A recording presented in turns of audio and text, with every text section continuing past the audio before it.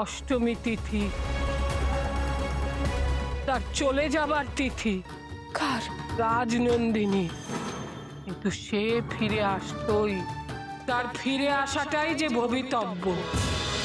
এখানে লেখা আছে যে বন্দুক দিয়ে রাজনন্দিনীকে গুলি করা হয়েছিল সেই বন্দুক আর্যর হাতে ছিল না, অন্য একটা বন্দুক ছিল যার কোনো গুলি খরচা হয়নি।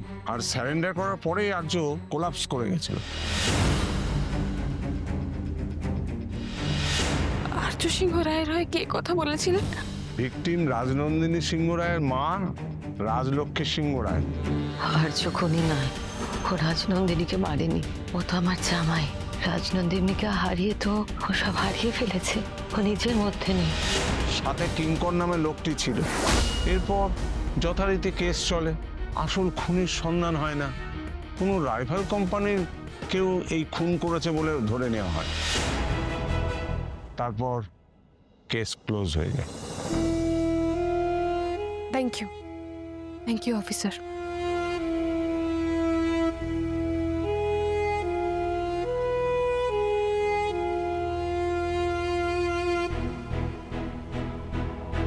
মা, আমি ওখানে কিছু কথা বলতে পারিনি মা, তবে আমার মনে হলো এই কথাগুলো তোমার জানা উচিত। কি কথা? তোমারই মতো ছিল সেই মেয়ে যাকে এই পুলিশ স্টেশনে নিয়ে আসা হয়েছে। আর একজন ছিল যে আর্য সিংহ রায়কে দেখেছিল ওই বাড়ি থেকে নেমে আসতে। কে?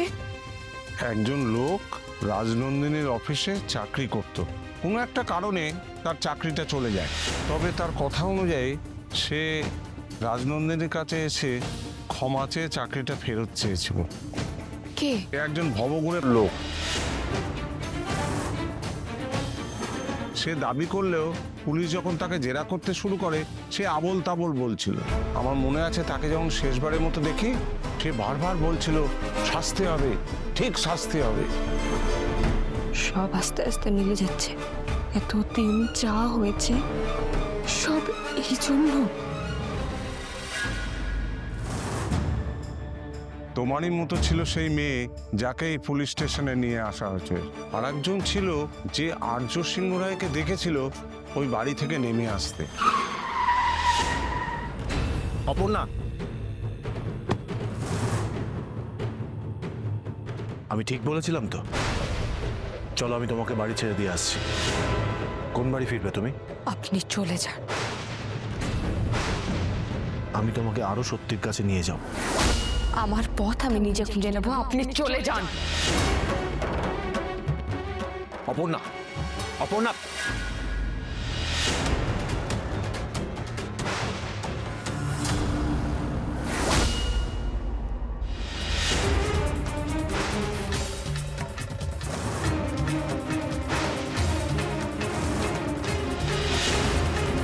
হাউ ডে ইউ মেঘরাজ, তোমার সাহস কি করে হয় আমাকে টাচ করার? তুমি ভাবলে কি করে তোমার মতন একজন ইতরকে আমি বিয়ে করব? আমি তোমায় ঘেন্না করি। মিথ্যে কথা। রাজনন্দিনী কোনোদিন তোমাকে ভালোবাসেনি। ও তোমাকে কাছেও ঘেঁষতে দেয়নি, তোমাকে বিয়ে করতে চায়নি। তুমি একটা মিথ্যেবাদী। এসব কথা তোমায় কে বললো? আমাকে তুমি মিথ্যে কথা বলতে পারবে না মেঘরাজ। তুমি কি করে জানলে এসব কথা? আমার কথা শোনো অপর্ণা। অপর্ণা, অপর্ণা, পালিয়ে যাবে কোথায় তুমি? অপর্ণা! সিকিউরিটি, আপনি এনাদেরকে আটকে একটু। আপনি আপনাকে একটু একটু করে চিনছি স্যার। কিন্তু দুঃখের বিষয় কি জানেন? আপনাকে চিনতে না বড্ড দেরি হয়ে গেল আমার। ভুল বুঝছেন। গায়ের জোরে আটকাবেন আমাদের? হ্যাঁ, কতক্ষণ আটকে রাখতে পারবেন? আপনারা দুজনে আমাকে অবিশ্বাস করছেন। আপনারা যদি একটু বিশ্বাস করতেন সেটা আমাদের সবার জন্য ভালো হতো। কি ভালো হচ্ছে? এটা ভালো হচ্ছে? দেখুন, লড়াইটা কঠিন, আমি জানি এই লড়াইটা আরো কঠিন হবে।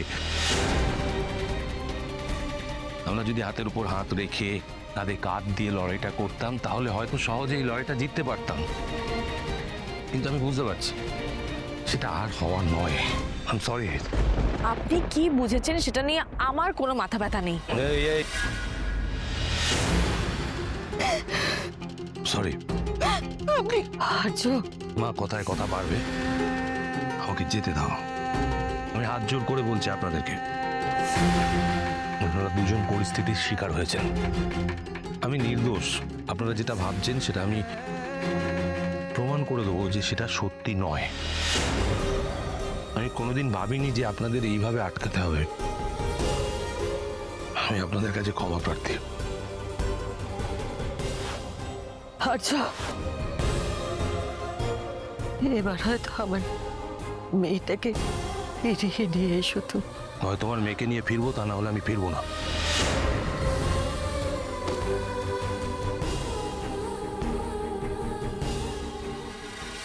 অপর্ণা, অপর্ণা দাঁড়াও, অপর্ণা।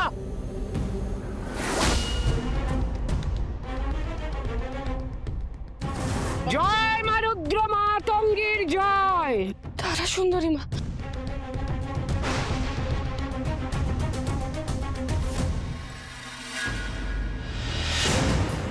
শয়তান,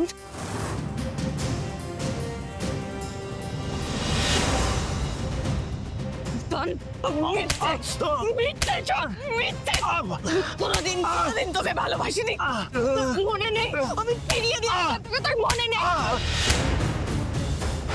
মিথ্যে, মিথ্যে, মিথ্যে।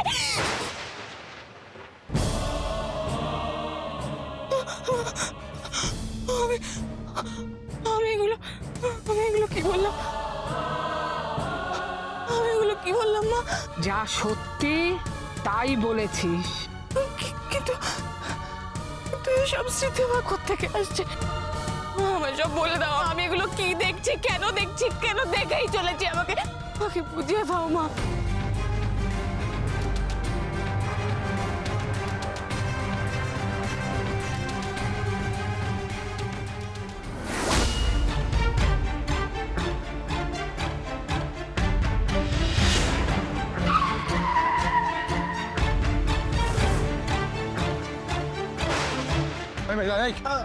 অপর্ণা কোথায়? অপর্ণা কোথায়?